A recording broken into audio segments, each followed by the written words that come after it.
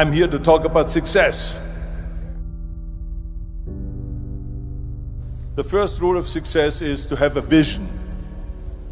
You see, if you don't have a vision of where you go, and if you don't have a goal where you go, you drift around and you never end up anywhere. I mean, as you know, I was born in 1947 in Austria after the Second World War. So I was very fortunate that I stumbled onto my vision. And I didn't really like Austria when I grew up. I couldn't wait to get out of there. I couldn't see myself becoming a farmer or a worker in a factory or anything like that, even though my parents wanted me to stay there and have a normal life. But that was their vision, not mine. My vision was totally different. I felt that I was born for something special, for something unique, for something big. Then one day I went to school. I remember I was 11 years old, and they showed a documentary about America. And there they showed in this documentary the huge skyscrapers, the high-rises, the huge bridges, the 6-lane freeways, and all of this stuff. And I said to myself, that's where I want to be. I don't want to be around here with these little farmhouses and these little buildings. I want to be in America. And one day after school, I walked by a store in Graz. So I went inside and I looked around and I looked at this stuff, and I saw a magazine. I saw a bodybuilding magazine that had Reg Park on the cover. Reg Park was then a 3-time Mr. Universe. And I saw him on the big screen as Hercules. I read that and I said to myself, wow, this is the blueprint for my life. This is exactly what I want to do. I want to become a bodybuilding champion just like Reg Park.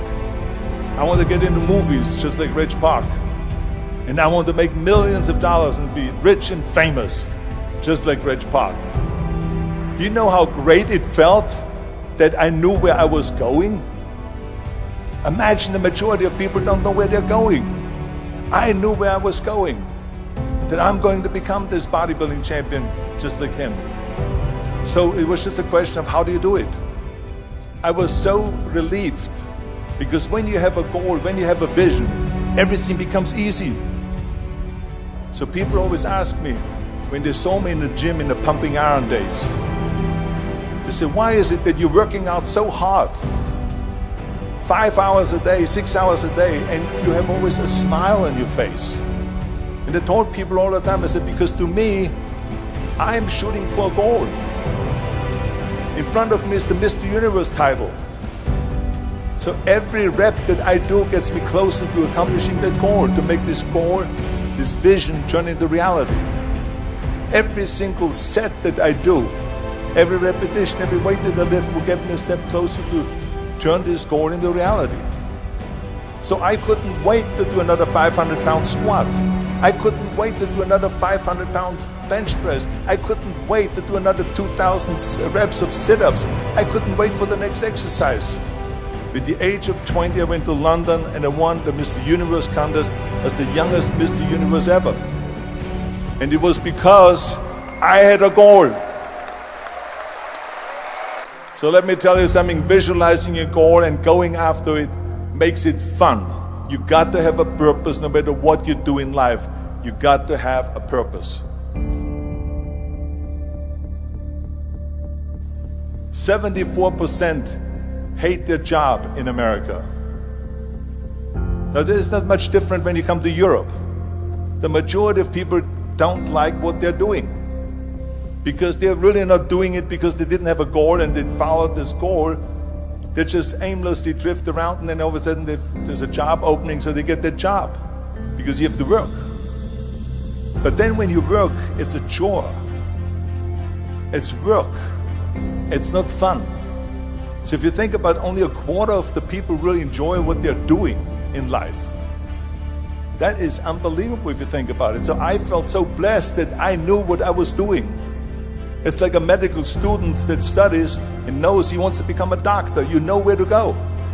And the same thing is also in politics. I remember that in politics, I had a very clear vision that I will be the leader of California. This is as far as I could go because I was not born in America, so I could not run for president. So being the governor of the fifth largest state, I should say the largest state, the fifth largest economy in the world, was for me really the ultimate title, the ultimate accomplishment in politics. So even though people came up to me and says, why don't you go and run for something smaller, you're never gonna make it. I ran for governor, and then 2 months later I became governor of the state of California. Again, because I had a very clear vision what I'm gonna do with California. So that's rule number one, have a vision. Rule number two is, don't listen to the naysayers. Don't listen to the naysayers.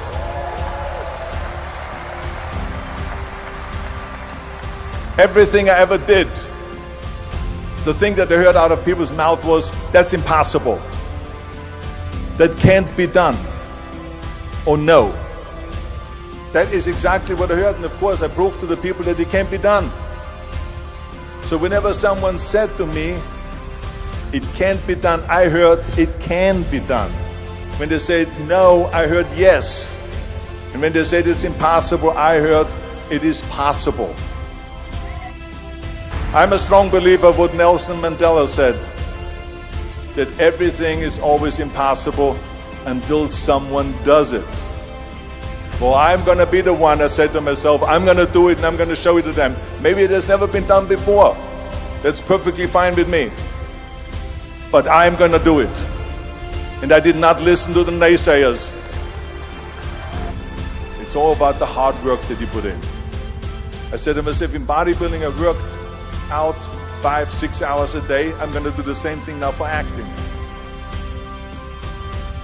And of course I went to college to study English. I studied the accent removal, acting classes, and all of this stuff, all day long. I worked and I worked and I worked. And within a short period of time, I made one movie called Hercules in New York, which of course went right into the toilet. But it didn't discourage me.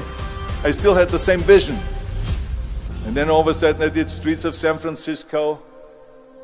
I did Stay Hungry and Pumping Iron and The Villain. And then all of a sudden I was asked by Dino De Laurentiis and by Universal Studio to star in Conan the Barbarian.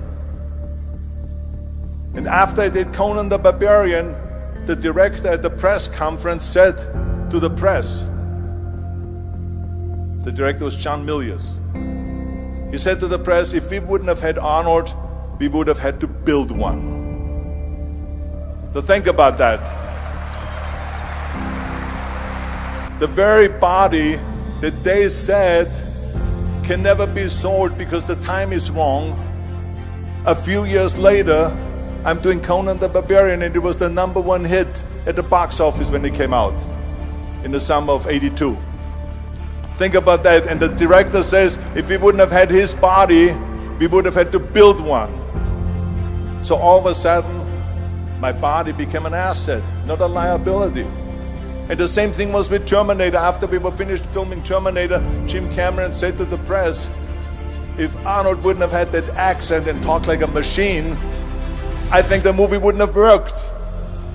So think about that. The body and the accent that they attacked was an asset. But I didn't listen to those losers.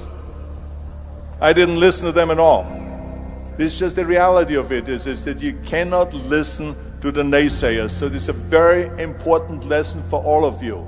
So when someone says, no, this is a stupid idea, you in your mind, you don't have to say it, but in your mind just say this, fuck you, you're an asshole. What do you know?